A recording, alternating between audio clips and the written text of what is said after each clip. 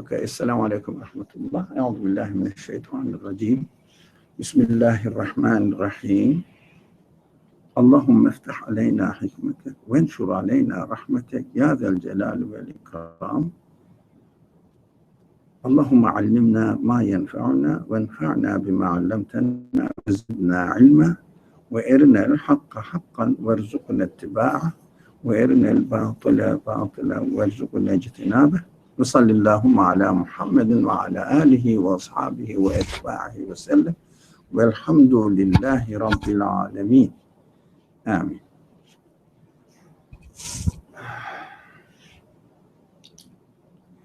This is the 68th chapter in the Quran that Musaf we read, but chronologically most of the verses of this chapter were revealed during either the first or the second year of the prophethood. It means the message started. It means long before 11, 12, 13, 11, 12 years before Hijrah year. So when the Prophet first started declaring the message to the people, the Quran was revealing the things that we are going to read. And we read the first chapter. This is the continuation of it. But not all the verses we are going to study in this chapter revealed at the same time, with small intervenes, but almost early period of the prophethood. So we will notice now that the message, the verses were building up a new mentality, worldview, concern, completely different from what you find in a society. If the society is not based on what the Quran is saying or the revelation is teaching, so it becomes a hard test for everyone whether I will really go with the flow of the society or I have to change myself. So we discussed something while we were studying the chapter Iqra. Now we will study this one and go through it, and we will notice that how our Creator, if you like, our educator, our Lord, is really introducing his message to us and asking us what to do.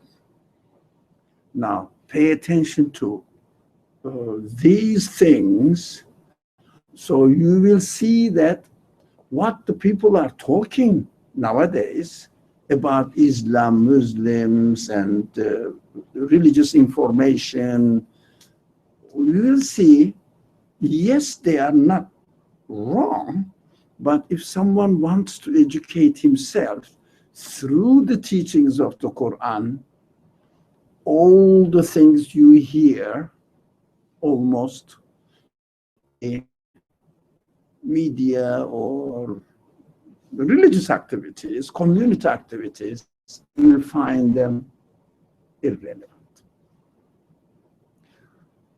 Because why we don't notice that?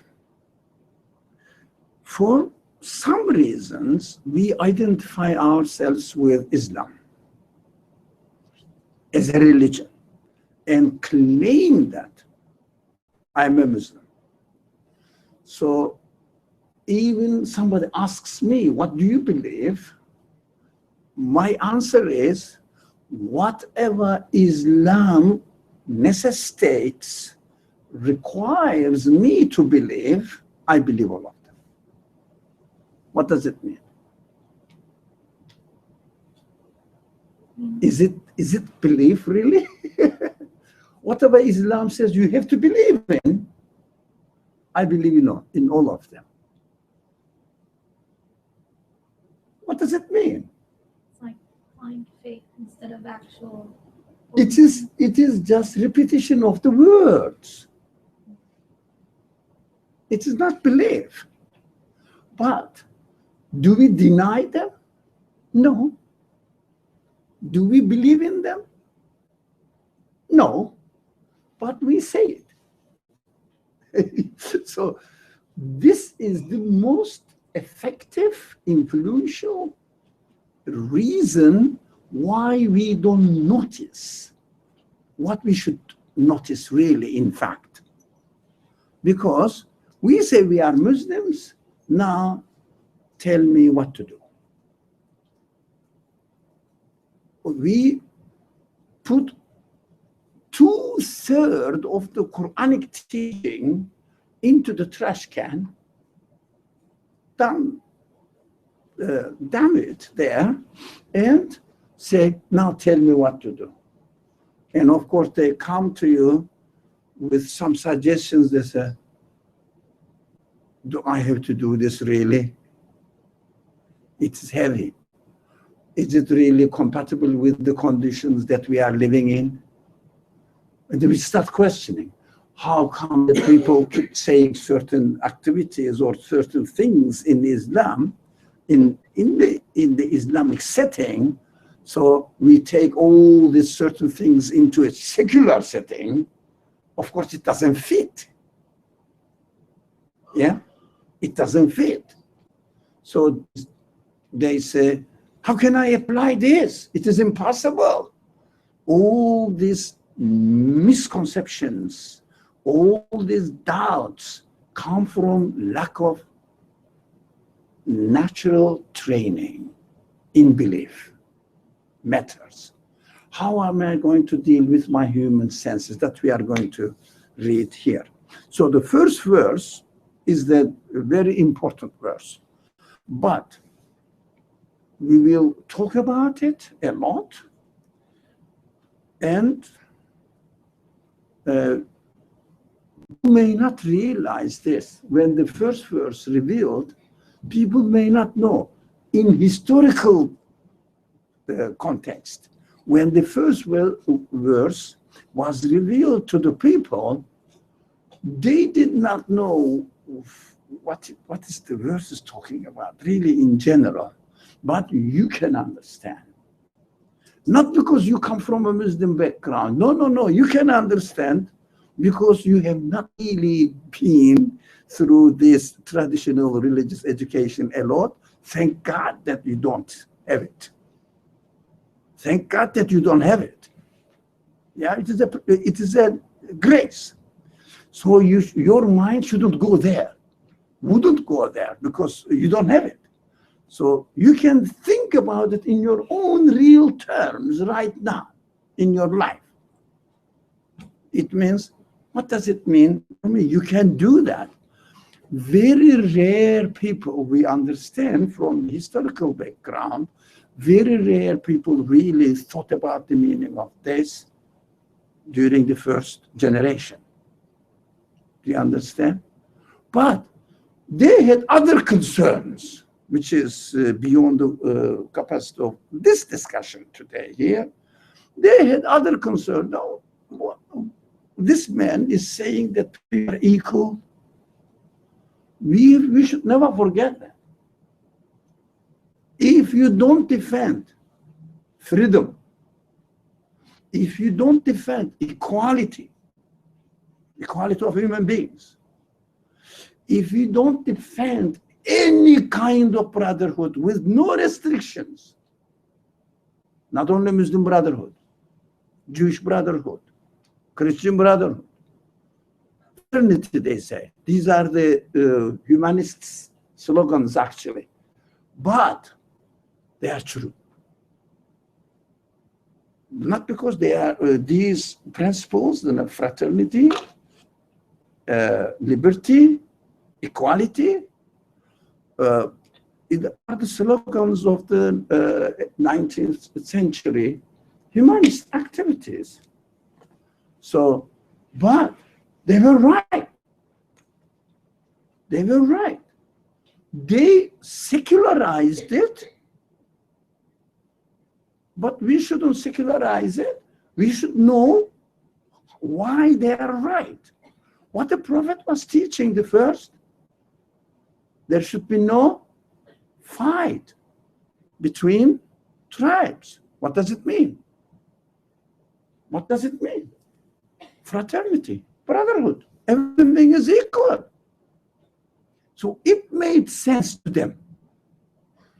Although I always talk about this, but I don't know how much it registers in your mind.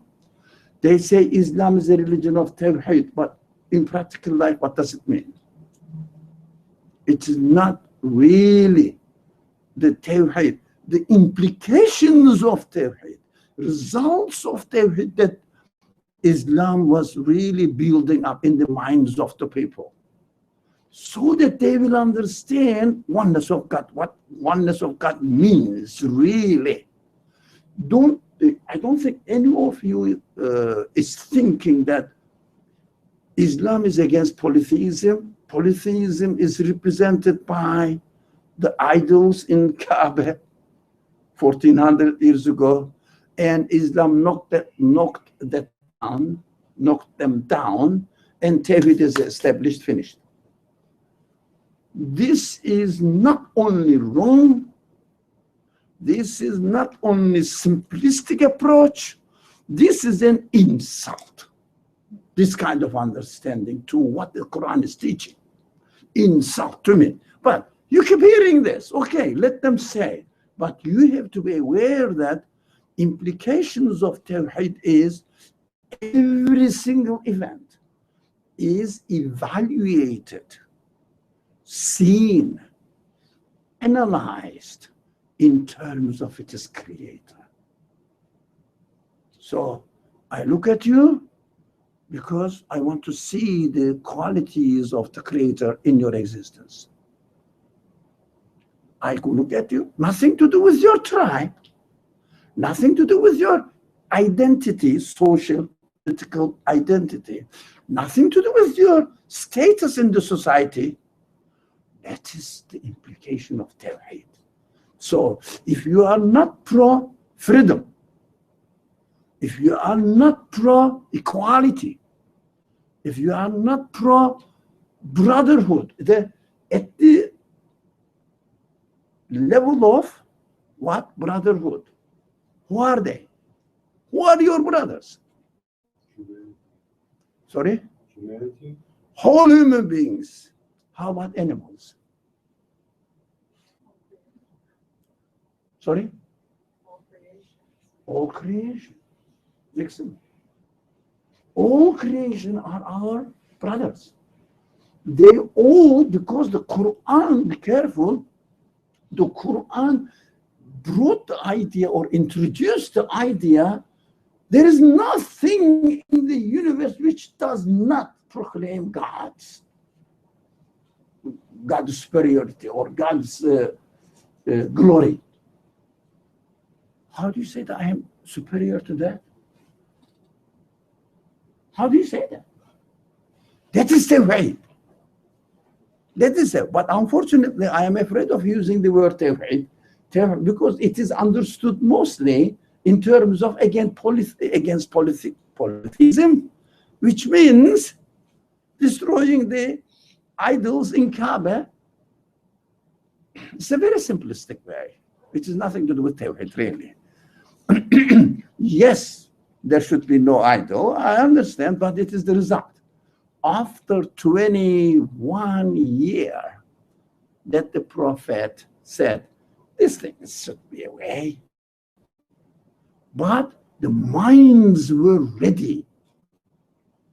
Why? Because they could not see difference between tribes anymore. It looked ridiculous to them. So there should be no superiority because you are the chieftain, because you belong to a, let's say, more honorable family lineage. Nothing. They are destroyed. And then it is easy to destroy the representative of the tribes. Each tribe has a representative in Kaaba. It is easy. It doesn't have anything to do with you anymore. Come on. Get rid of it. Do you get the difference? After 21 years of education, training, then, for example, I don't know, what shall I say?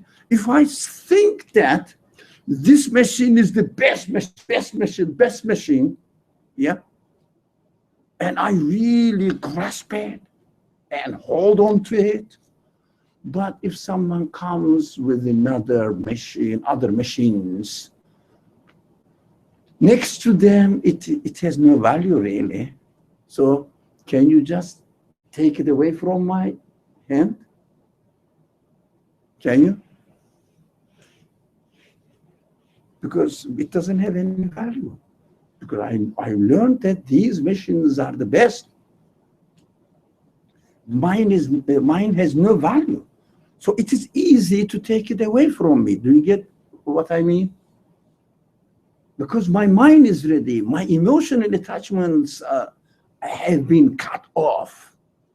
It is easy. Take it. Throw it. But before emotional attachments have been eradicated, uprooted, can you touch the idol? Represents impossible. They will kill you. They will kill you.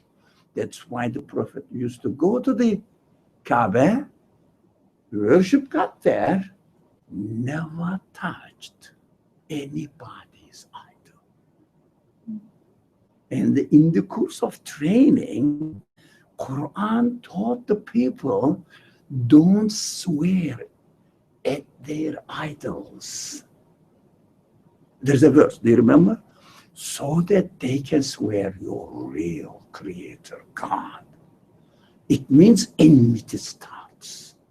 They close the possibility of what the Quran is teaching.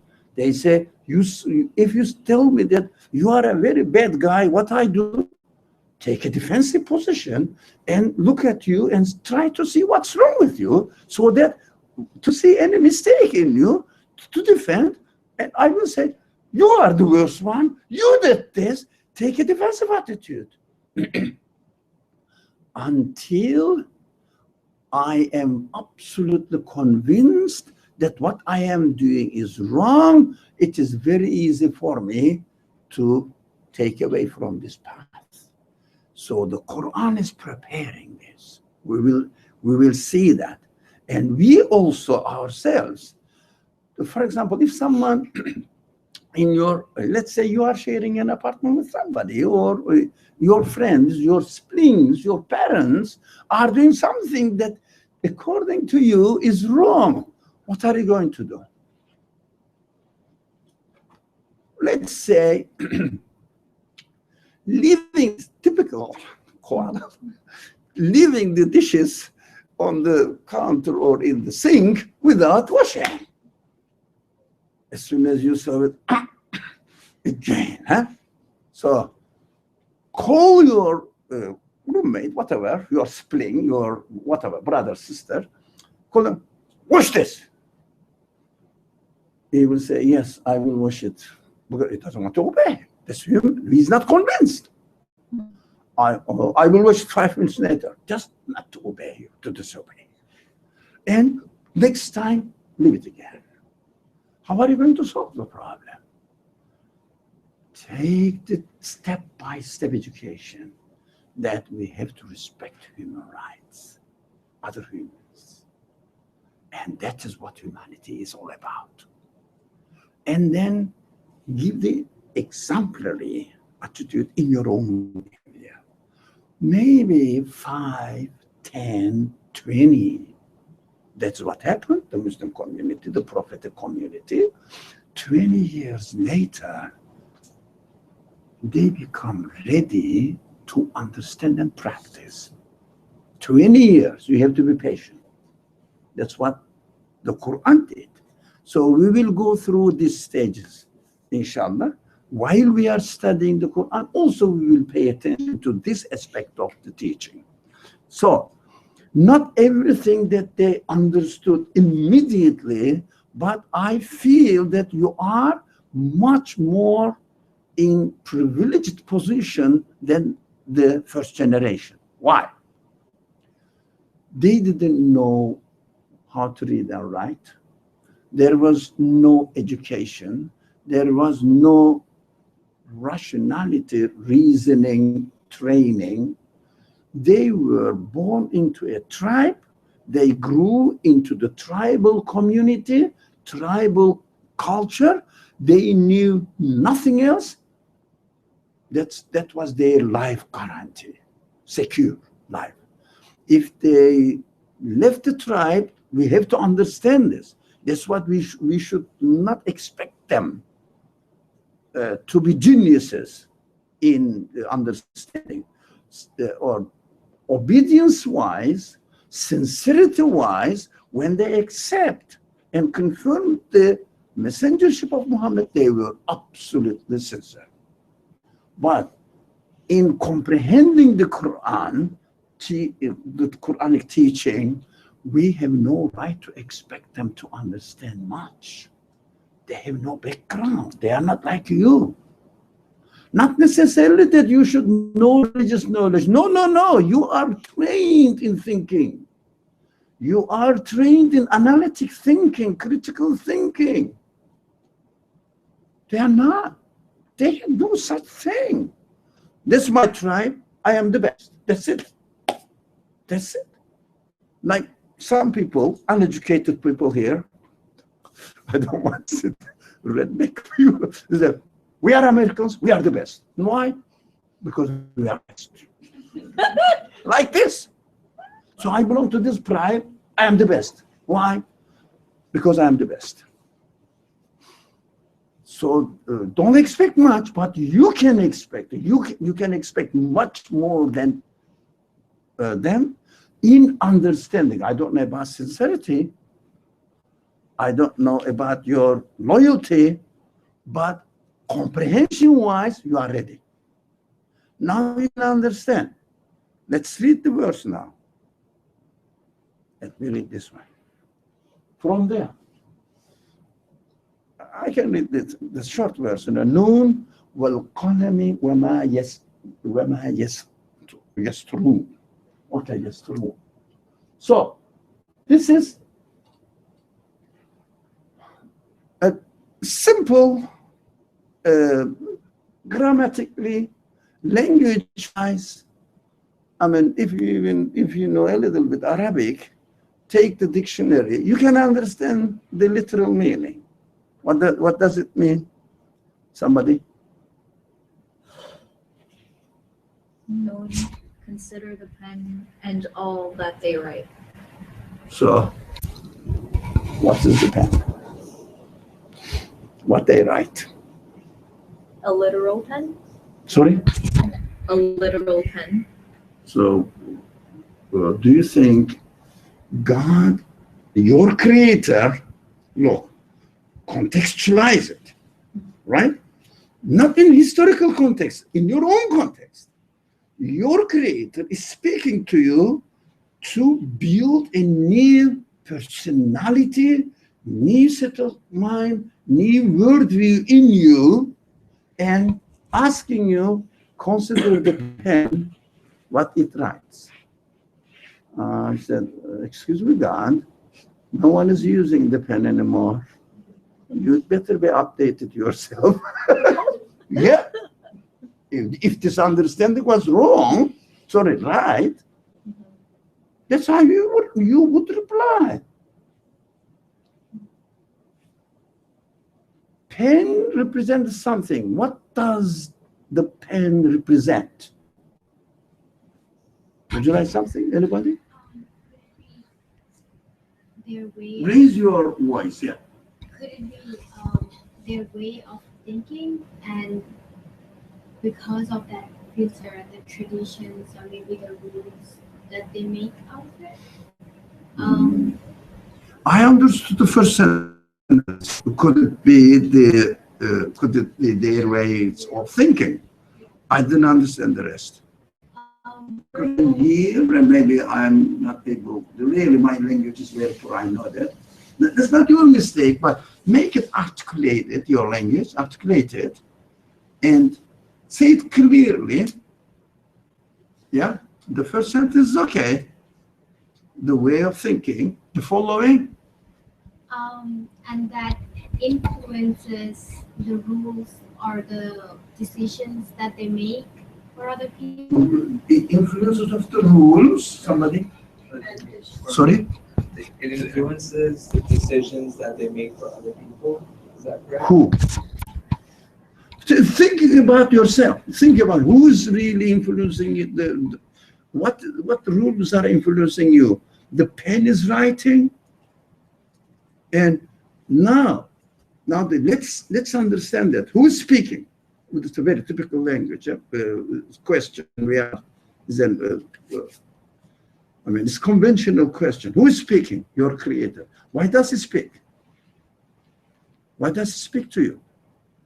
What is the purpose of the Quran? To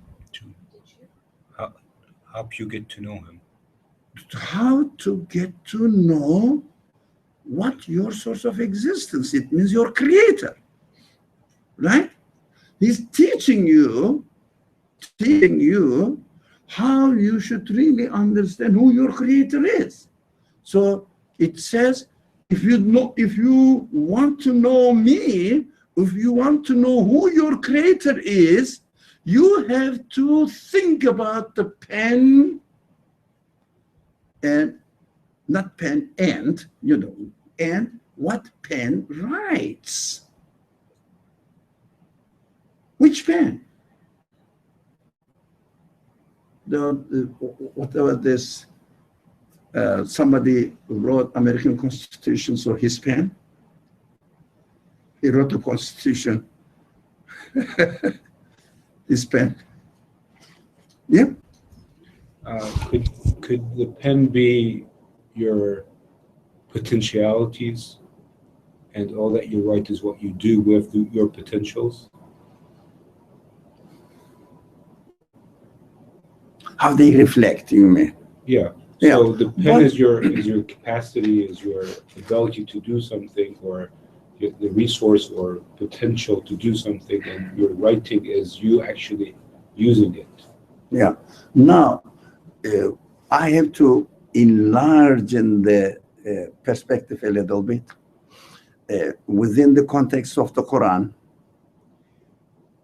pen represents that there is something in your mind or in your capacity, within your capacity. How can you express it? By transferring it into a physical form, right? Maybe, I don't know, you may have a perfect talent in an art, right? But if you don't put it into practical terms, what does it mean for me? For example, let's say you are a very talented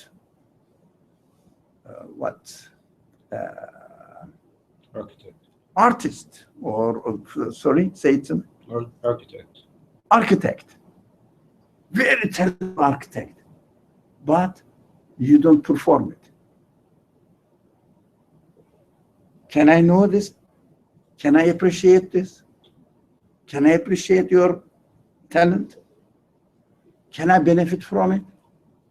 So in the Quranic context, the pen represents some qualities transferred through the pen and became apparent in your eyes, in front of your eyes. Right? So he wrote it He made it. Yeah, he demonstrated it. Pen is the practical term that you have some knowledge. Do I know your knowledge? Unless you write it or speak. But writing also is a physical action. So unless you write it, I don't know what you have in your mind. Speaking in other form, but physically, write it means physically demonstrate it. Now, what does your Creator tell you here? What is coming out of pen? Look at this. Look at what is coming out of it. You can see the secrets. You can see the ghaib, which is beyond the limits of this universe. For example, my knowledge in my mind is unknown to you. Can you perceive it at all? Even you may open my skull, get into my brain. Can you get anything? Anything of my knowledge? Unless I put it into physical form. Of course, speech another way, but this is one way of expressing. Write it down. Write it down. So when it is written, what you know now, what you did not know before. Do you remember? God teaches you, the previous chapter we studied, God teaches human beings what they did not know. علم الإنسان ما لم يعلم. There also, the verse explained, he taught human beings with pen. The same thing.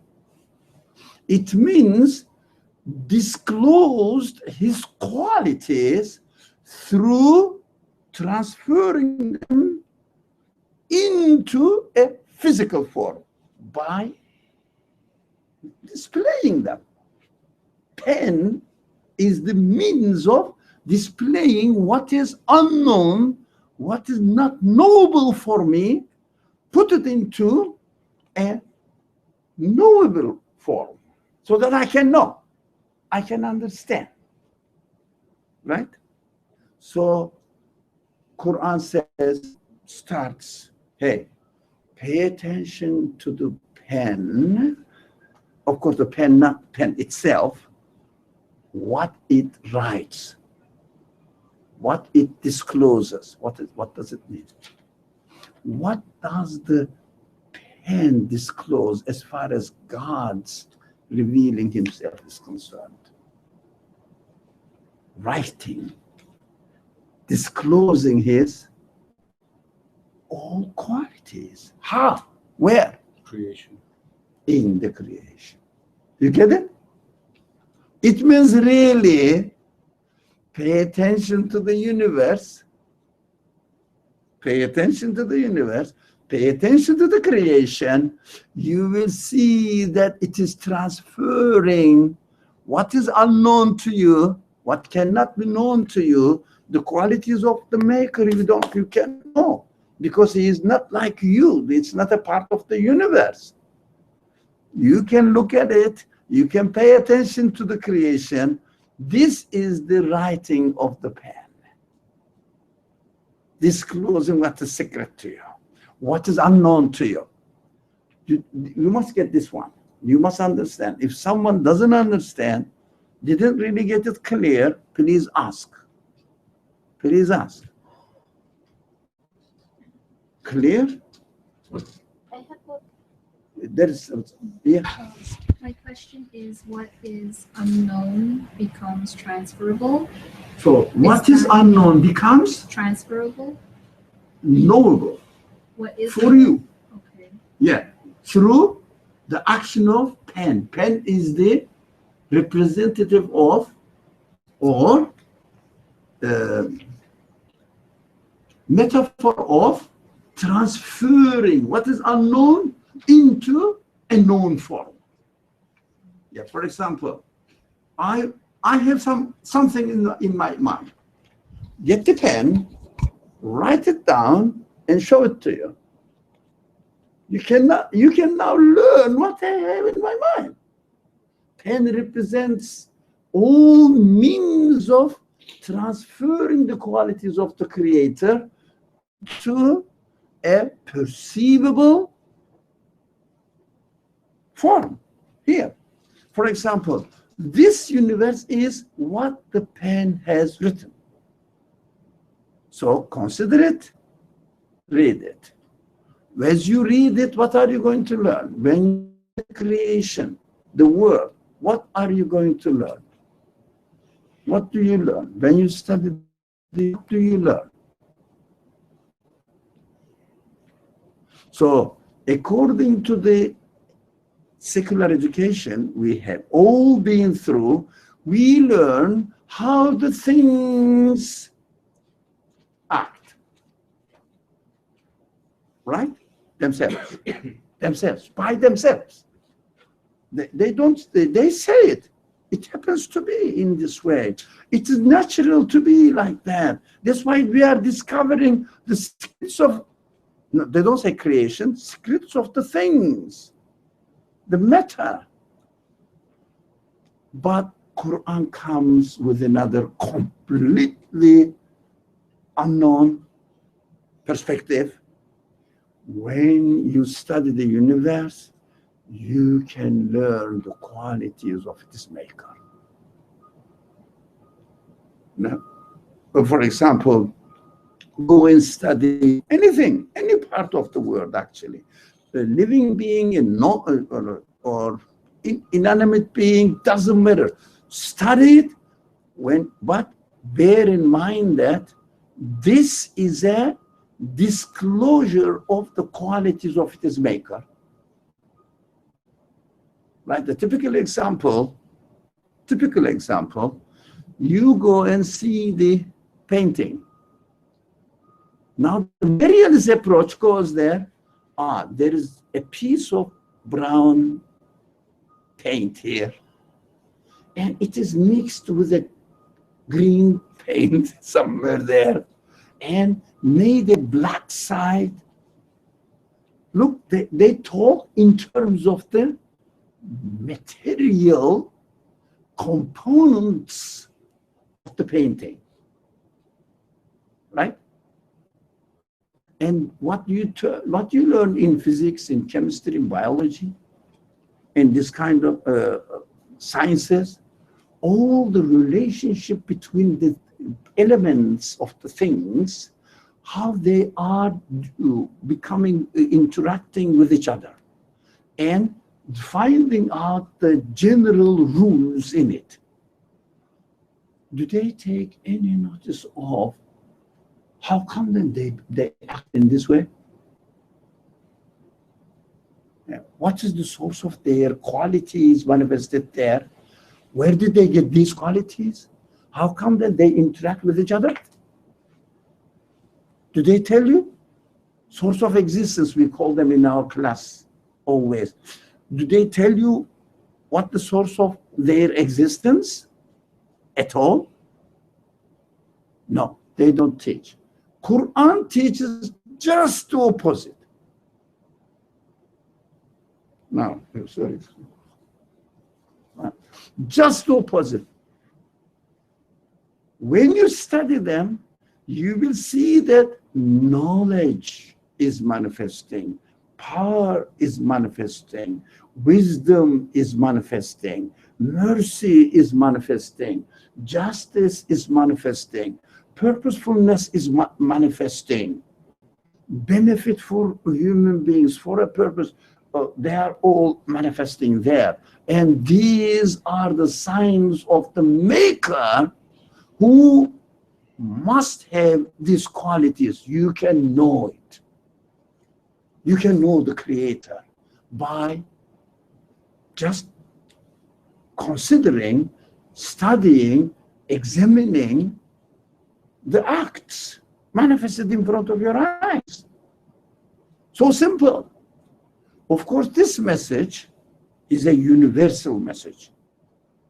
What the people of that time understood from it, none of my business, right?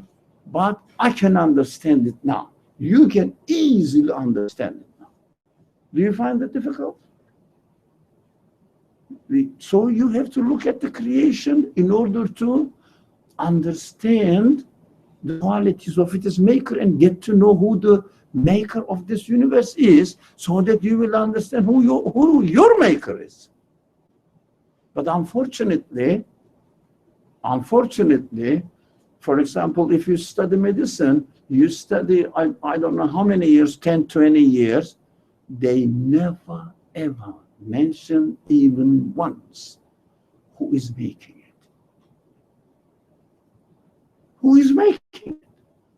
Where do these qualities come from that I'm studying in the animal body? Where do these qualities come from? How come that they obtain these qualities? They study 20 years, they never ask this question even 1 minute. If you ask them, they will shut you up. That's freedom, eh? That is freedom. Oh, we are a free country. But if you ask them, they will say, no, our education is secular education. We don't take part with religion, so reject it. You don't take part with religion, but it doesn't mean I should never question, where does it come from? Who made this? Who made this? I'm a human being. I'm a human being. I ask this question. But I'm not saying that Islam is better than Christianity, Christianity is better than Hinduism or any competition. No, I'm asking who made all these things, that the beautiful qualities, perfect qualities are harmoniously working with each other. What is the source of the existence of these qualities? Qur'an comes and says, you have to ask this question. Almost to this extent, forget about how they taught you. Of course, what you are learning, the qualities of the things, are good, but not for themselves. For example, there is a wonderful action going on in the brain or mind or in the leaves of the trees. Wonderful things are going on. You learned this, eh? Quran says, come on, it's very good. Ask the source of it. Where did they come from? Very simple. Transfer all your secular education into a means of knowing the qualities of its creator. So your creator. You can transfer it easily. You are very fortunate people. You can transfer all the things you learned with one question into a knowledge of God, which is beyond our perception. It means we cannot really know the creator of the universe by introducing himself to me personally. I did it. Work is there. When we studied this and we'll keep repeating this, if an author of a book and comes and tells you that I am the author, I would say, okay. Okay. You know, did you find the book useful? Yes, I did. Did you find a lot of information in it? Yes, I did. So I am the one who wrote this one. Okay, what shall I do? I learned the quality of knowledge manifested in the book. That's what I need. I don't need to see the biological being of the author. Do you understand that? That's why the people, simple-minded people, how do you know? We say, you know, that nature, what is nature? You know, what do you mean by nature? Nature cannot do anything because there is no such thing. They say, okay, do you know God? But you don't have to know. His work is there.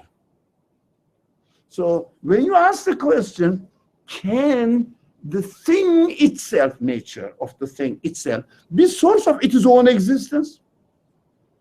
Ask the question. If your heart or your mind, definitely if you are a normal human being, you will say something can be the creator or the source of existence of its own being. It is illogical. It is illogical. Well, how can I make myself? It is illogical. So it doesn't make sense. So what I do, nature means the things themselves. And the things themselves cannot be the creator of themselves. That is illogical. But what I am saying, I am not saying, be careful this language. Those people who take, or who come from, somehow who had some Sunday school training, education. Be careful, be careful. You have to forget about them. Or what they teach you doesn't work for you. So don't say, no, nature doesn't create, cannot create. So God created them. No!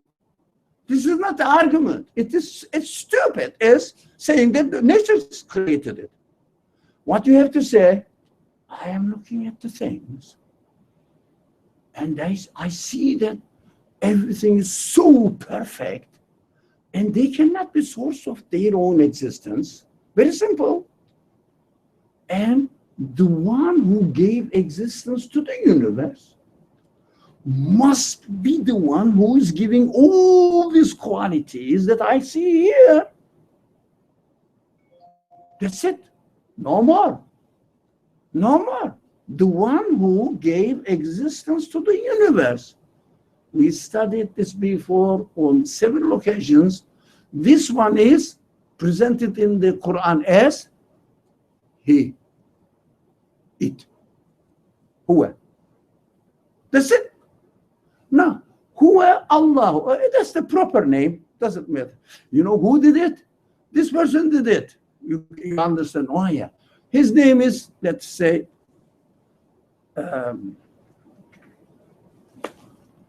Akhtar. What does it make? What difference does it make? Could have been not Akhtar, but something else, Ahmed. Qualities are important. Qualities are important. How do you know whether it is called Akhtar or Ahmed? How do you know this man? He is the one who has this quality, this quality, this quality, this quality. That's why Quran says God is the one. God is the one. It is He who created the universe, and His qualities are this and this and this. Everything proclaims His qualities.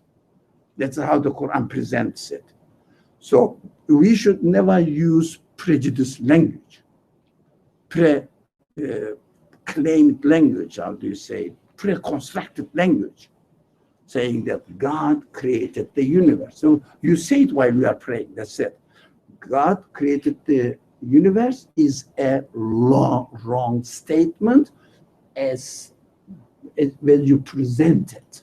What is the correct form of it? The universe definitely is created by someone who has absolute qualities. This someone is, I call God. Right? Look at the language. So we have to change the language. I repeat this. Some people may say, oh, we heard this so many times, but this is so essential. You have to keep reminding yourself. This is how the Quran teaches, but we don't know, because we read the Quran literally and imitate God's language. That's why we think that God is teaching us other way around. That's why they teach in the Sunday school education to the kids by imitating or brainwashing them. That's and God created it, you know. What is your religion? Children say, Islam, mashallah. What does it mean? Why? You don't know. They're children, okay, but not for you. So, shall we go further? Yeah, I think we can go a little bit further. a few more sentences now. But starting from there, drawing the attentions of the people to look at the creation, reflect on them, contemplate on the existence of this universe, existence of yourself, so the minds will have a new perspective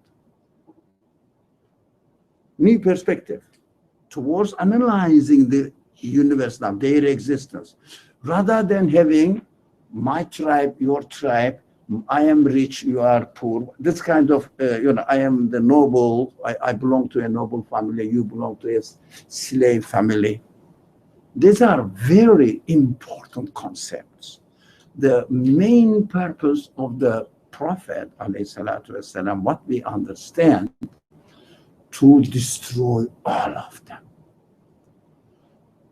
Let me give one example why it is so essential. 2.5 days before the death of the Prophet. Be careful about this. Just after 2.5 days, he passed away.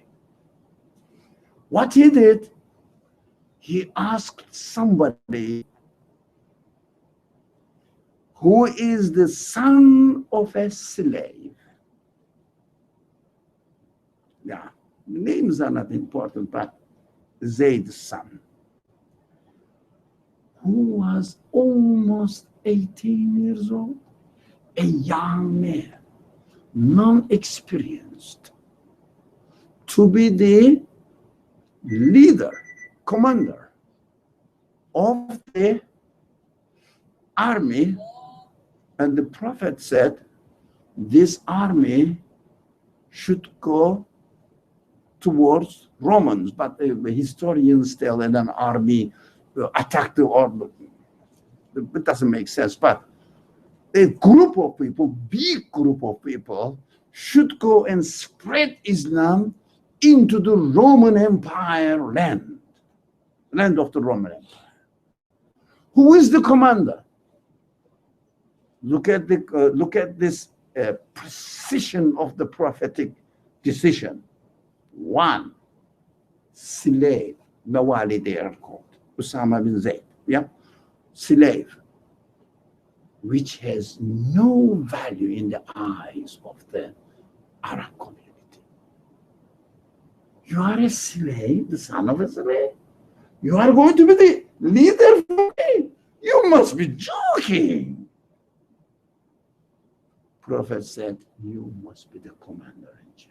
Because commander of the group, leader of the group, and I wouldn't say commander of the army, I would say leader of the group who are going to spread Islam into the Roman land.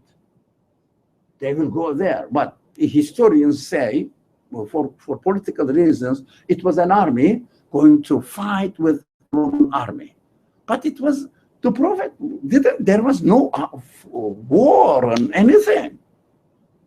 You have to go. Come on.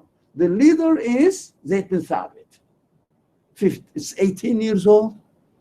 It has never, ever happened in the Arabian Peninsula that 18 years old guy, non-experienced guy, will be the leader of any, according to the army, and the elderly people, respected people, yeah, or honorable people, or how do you say, the most, Elite. sorry?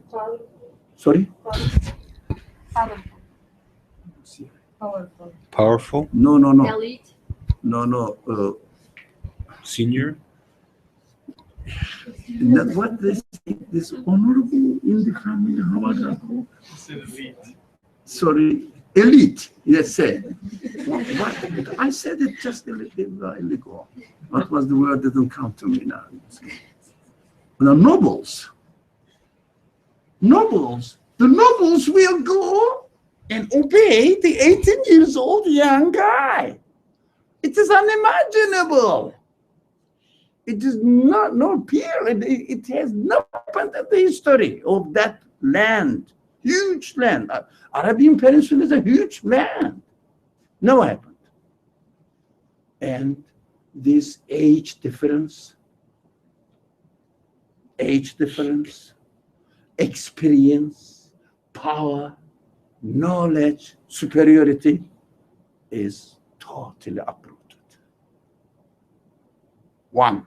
Two, on top of this, is a young guy, he is mawali. It means a freed slave, son of a freed slave.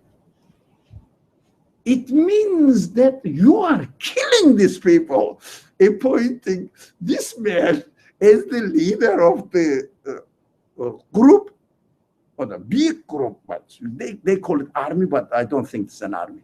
So this big group, the da'is, and will follow as the freed slave? You must be joking. It is impossible. Impossible. And the people came and said, yeah, you are yes, you are the prophet, but you are ill. Now you have fevers. 2.5 days before the prophet passed away. Yeah, Muhammad, are you really sure that Usama bin Zayd is going to be the commander of the army? This, I'm using their language. I don't agree with that, this language, but are you really sure? Yeah, sure. Why? Destroy all these false images. Slave, noble, free, every human being is equal. And age-wise, I am older than you. You have to obey me. You have to respect me because I am older. Now, if you are authorized, if you are qualified, you are qualified for a certain position.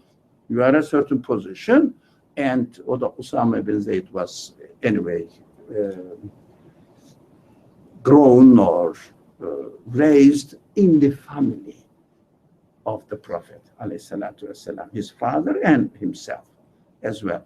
Because when he was born in the family of the Prophet, ﷺ, Usama. So it is historical background, but he really educated him well and appointed him in order to destroy the values, false values of the community. These are the values that the Islam spread in the land, and everybody accepted it. Why? They were under the influence, under the oppression of these values. The people were fed up with kingdoms. People were fed up with chieftains. Yeah, they were all oppressed by these false values. Some people thought, I'm superior to you because I belong to this family. I'm superior to you because I have something from my lineage, from my age. No, quality speaks. Now, you understand that the Quran is teaching the real values, not cultural values. Now, you can see in your own family background,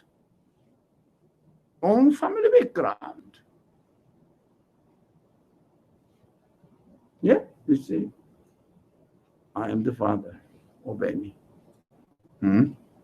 I am the mother, follow. I am elderly. Now, consultation is different. You can consult the experts, but nothing can give you any authority because you have something different from others. Consultation, you can listen, but no one can have an authority on you. That is why Islam is the religion of freedom, religion of equality, religion of, not we can call it universal brotherhood.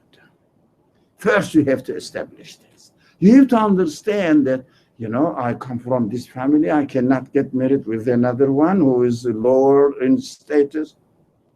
No.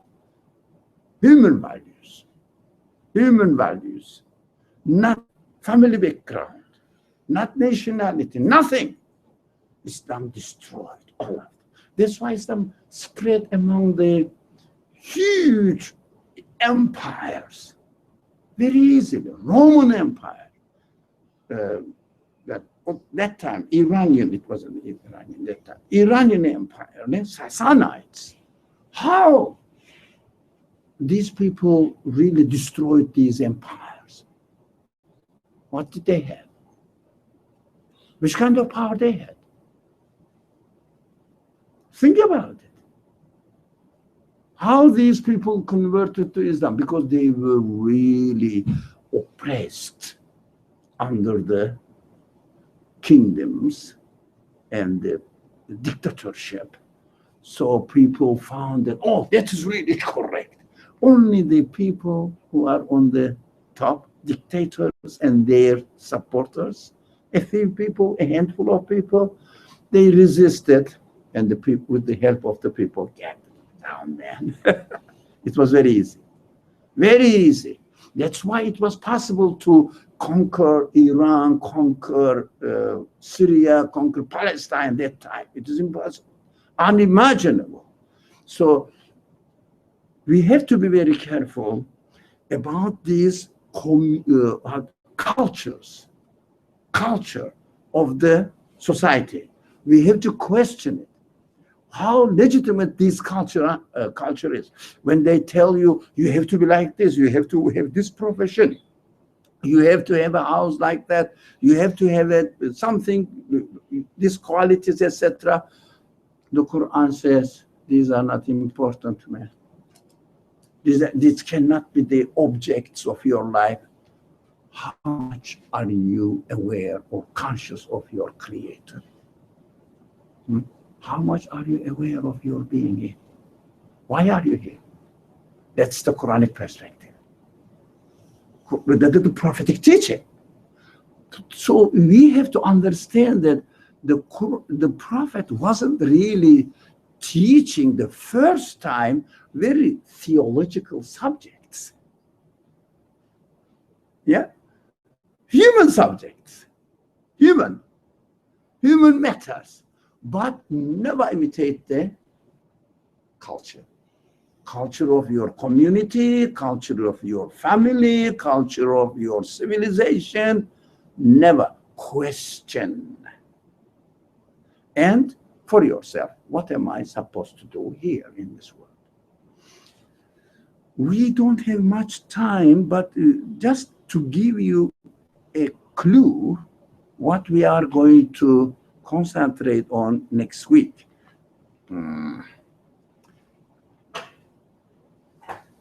Now, what are we going to do?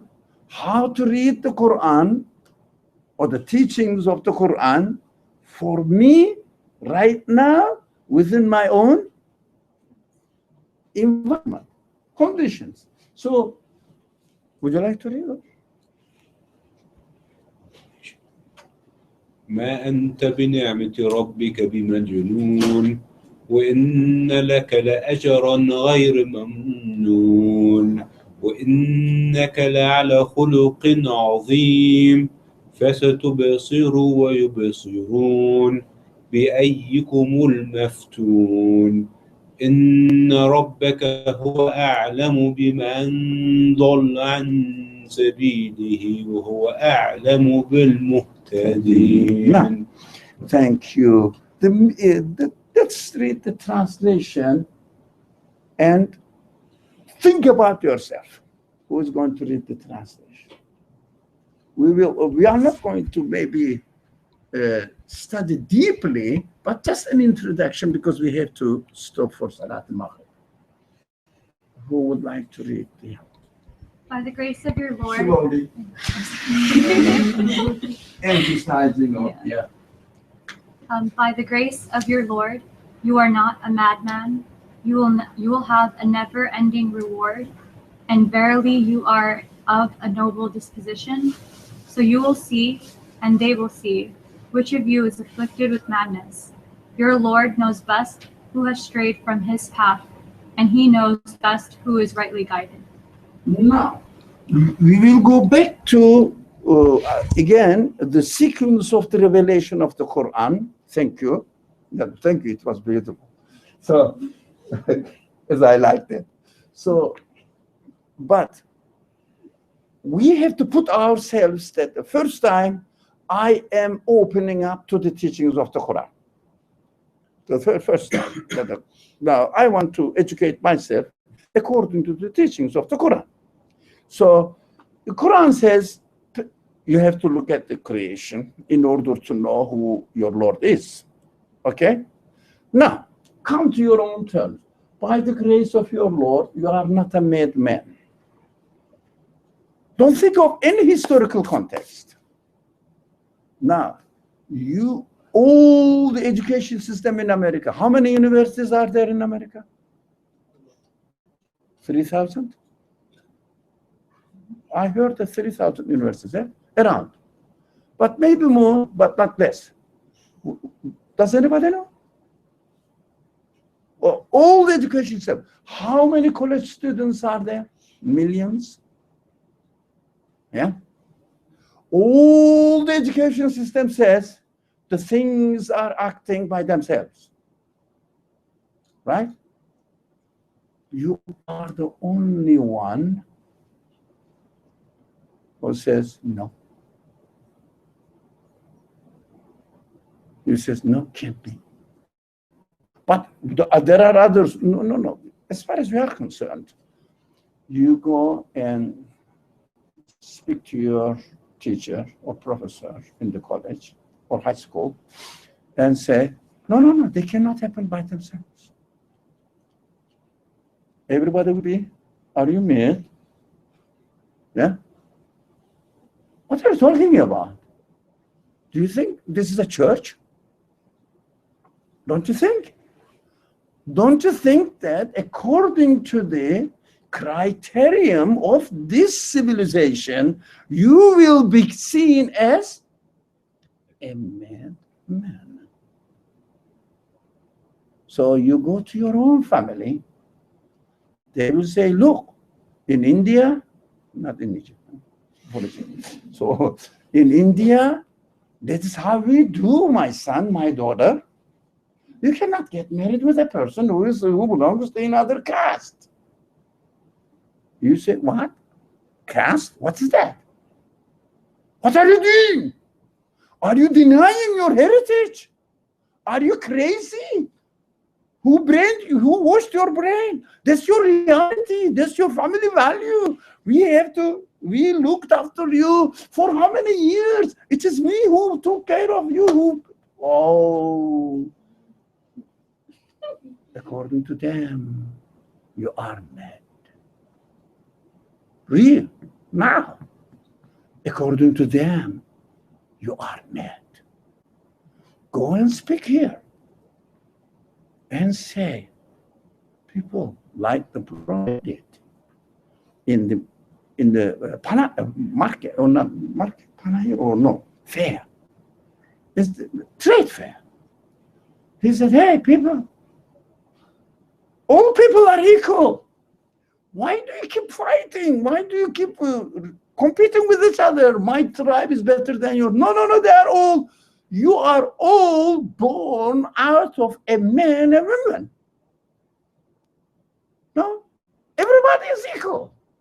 That person who says king, there was no kingdom in Arabian Peninsula, but chieftain or kings, they hear the Roman Empire. He was born from a mother and father like you were.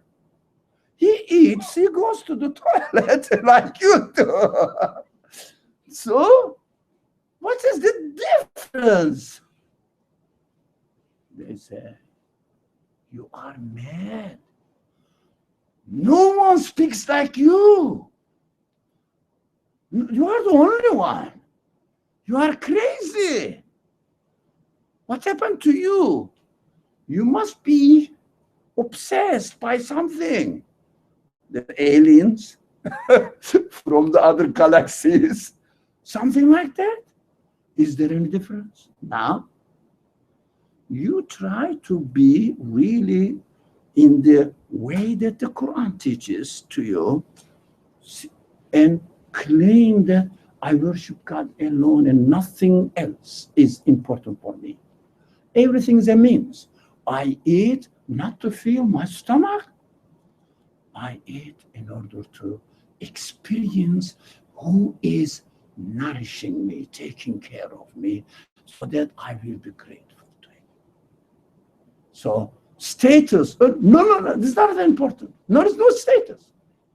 Now you may be a carpenter or an engineer or a doctor, doesn't matter, but it's nothing to do with this human reality.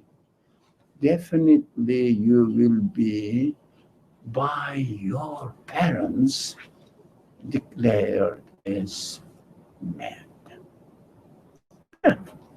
Try. If you can dare. Can you dare, Tara? Go against your parental tradition and say that, no, you don't have to follow that. You have to do that.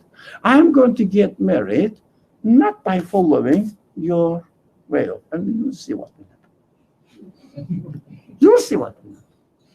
No, I'm not going to follow these marriage ceremonies as the Indians, the Pakistanis, or Arab people, or Turkish people, or I don't know, subcontinent people, culture. But I will say, here, I am a human being, and you are a human being. Do you agree with me? Yeah, that's it. Okay. Speak and promise, commit. That's it. We are married. Yeah? Finish. Marriage ceremony, finish, my friend. So simple. Whose mother can accept this? Tell me one example. My mother can. Tell me one example. You are mad according to the criterion of this century culture. So this Quranic verse still is as valid as it was 1400 years ago. Exactly. So apply it to yourself and see how challenging it is.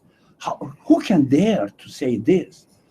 Prophet was declared as mad because he dared to say this. That's why they said, this is a strange person.